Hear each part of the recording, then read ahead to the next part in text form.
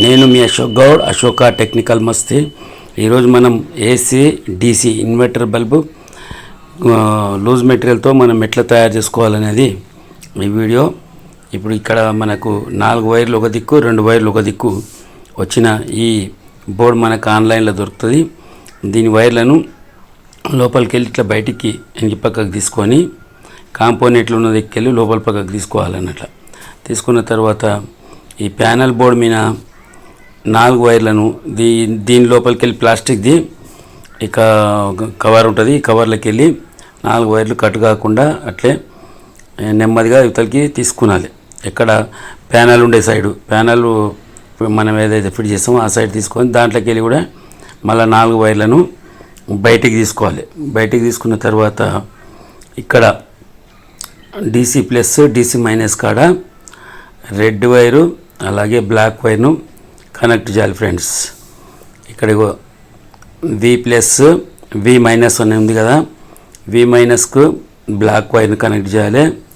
ఒకవేళ మీరు ఎప్పుడైనా ఇప్పితే కూడా రిపేర్ అయ్యే టైంలో ఎప్పుడు ఊడిపోతే కూడా తెలుసుకొని ఉండడానికి అని చెప్పి ఈ C అండ్ F అని ఉంటాయి. ఈ C అనే దాని కాడ తెల్ల వైర్ను, F అనేది కాడ గ్రే కలర్ వైర్ను, బూడిద రంగు వైర్ను వీటిని ఇట్లా 4ని సాల్డరింగ్ చేసుకోవాలి. నిదానంగా మంచిగా లెడ్ పేస్ట్ తాగించి చేసుకున్న తర్వాత ఈ ఒక పక్క 4 వైర్లు అయిపోతాయి. అయిపోయాక మళ్ళీ అవతల పక్క 2 వైర్లు ఉంటాయి. అక్కడ మనం AC 220 వోల్ట్కు కనెక్ట్ చేసాం. దీనికి మళ్ళీ పైనుంచి వాళ్ళ కంపెనీ వాళ్ళే మనకు 3 స్క్రూలు ఇస్తారు. ఆ స్క్రూలను కూడా మనం ఏం చేయాలంటే ఇట్లా తీసుకొని మీరు ఇపోకుండా ఇది చేయకుండా మంచిగా ఫిక్స్గా 3 స్క్రూలను మంచిగా ఫిట్ చేసుకున్నాలి. అయితే ఇప్పుడు ఫస్ట్ మనం ఏం చేయాలంటే ఈ వైర్లను కొద్దిగా పేస్ట్ అంటించి సాల్డరింగ్ చేసుకోవాలి ఫ్రెండ్స్. అయితే చెప్పిన కదా, V మైనస్కు బ్లాక్ కలర్ వైరు, అలాగే V ప్లస్కు రెడ్ కలర్ వైరు, F అనే దానికి గ్రే కలర్ వైరు, C అని ఉంటుంది దాని మీద బోర్డు మీద, C అనే దానికి తెల్ల కలర్ వైరు.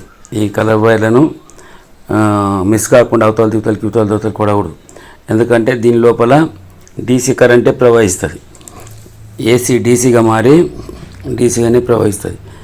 AC కరెంట్ ఉన్నప్పుడు DCగానే LEDలను వెలిగిస్తుంది. అలాగే DCలో ఉన్నప్పుడు కూడా DCలోనే కరెంట్ వెలిగిస్తుంది. కాబట్టి దీని రిపేరింగ్ వీడియో కూడా తొందరలోనే పెడతా.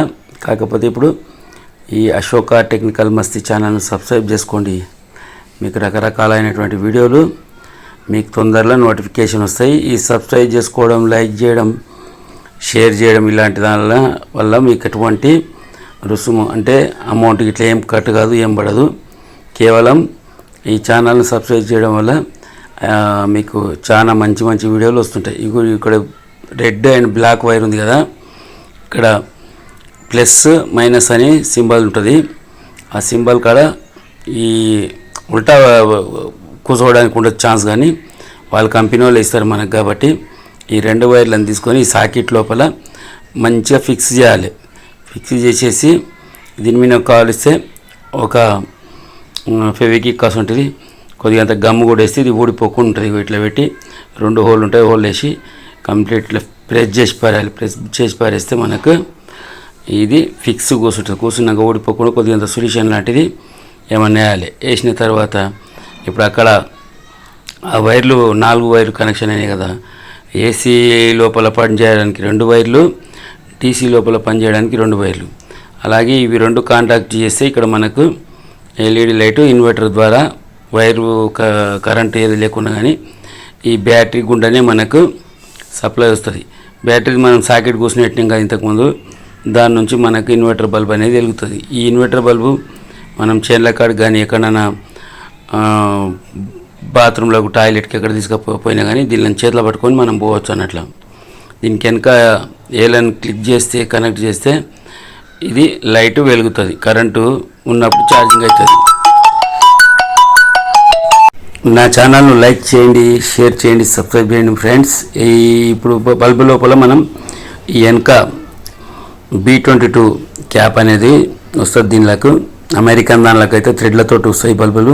మన దగ్గర ఇండియాలోనేమో B22 అందరు వాడతారు. B220కు ఈ పిన్నులు వస్తాయి. ఇప్పుడు దీనికి గాలాల పెట్టి ఈ యొక్క క్యాప్ను ఇట్లా ప్రెస్ చేసుకుంటే టక్ టక్ అని సౌండ్ వచ్చి ఇది ఫిక్స్ అయిపోతుంది.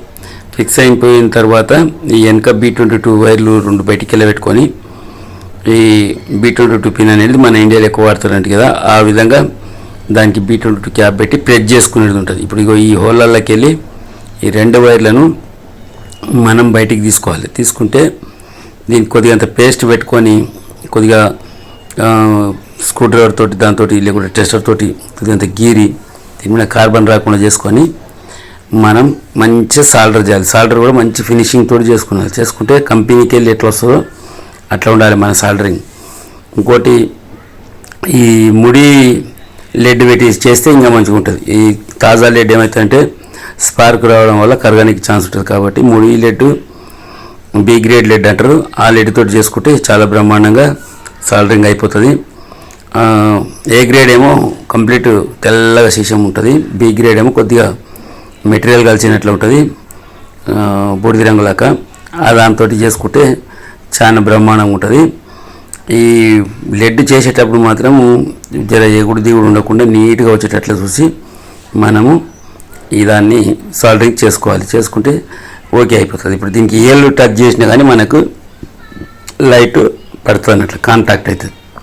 అలాగే కరెంటు పోయినప్పుడు మన ఇంట్లో ఉండే న్యూట్రల్ ద్వారానే దీనికి కనెక్టివిటీ అయ్యి ఈ బల్బ్ అనేది ఆటోమేటిక్ వెలగడం జరుగుతుంది అన్నట్లు. ఇక ఇది ఇన్వర్టర్ బల్బ్ అని అంటారు దీన్ని. అలాగే AC/DC బల్బ్ అని కూడా అంటారు దీన్ని. AC/DC అంటే ఏసీలో పనిచేస్తుంది. అలాగే డీసీలో అంటే లోపల ఉండే మనం ఇచ్చిన బ్యాటరీ ఉంది కదా, బ్యాటరీ ద్వారా కరెంటు 4 వోల్టేజ్ 3.7 వోల్టేజ్ ఉన్నది కూడా ఇది ఇన్వర్టింగ్ అయ్యి అంటే ఎక్కువ వోల్టేజ్గా మారి మనకు ఈ బల్బు వెలుగుతుంది అన్నట్ల. ఇప్పుడు ఈ బల్బు తయారీ గురించి అది కదా, మనం LED బల్బుల తయారీ కానీ రిపేరింగ్ల గురించి కూడా నేను చాలా వీడియోలు పెట్టినా. అలాగే ఇప్పుడు ఈ లాస్ట్కు దీన్ని ప్రెస్సింగ్ చేసుకోవాల్సి ఉంటుంది. ఇది ఎందుకంటే మళ్ళీ ఊడిపోకుండా, లేదంటే మంచి గమ్తో కానీ అతికించుకుంటే అయిపోతుంది. ఇప్పుడు ఈ క్యాప్ కూడా పెట్టేటప్పుడు ఇక్కడ గాల ఉంటుంది, ఇక్కడ గాల ఉంటుంది. గాలను చూసి సరిగ్గా గాల కలిపి ప్రెస్ చేస్తే ఇది కూడా టక్ అని కూర్చుంటుంది. ఇంకా మళ్ళీ డిఫ్యూజర్ అంటారు దీన్ని. ఈ డిఫ్యూజర్ను దాని కింద క్యారియర్ బాక్స్ను అలాగే హౌసింగ్ బాడీ బల్బు యొక్క బాడీ యొక్క హౌసింగ్ అంటారు దీన్ని. ఇది కోసం పెట్టుకున్నాక ఇప్పుడు మనం ఇట్లా ఏలు అంటిస్తే మనకు ఇట్లా బల్బు ఆటోమేటిక్ పడుతుంది అన్నట్లు. మళ్ళీ కరెంటు బ్యాటరీ దిగిపోయి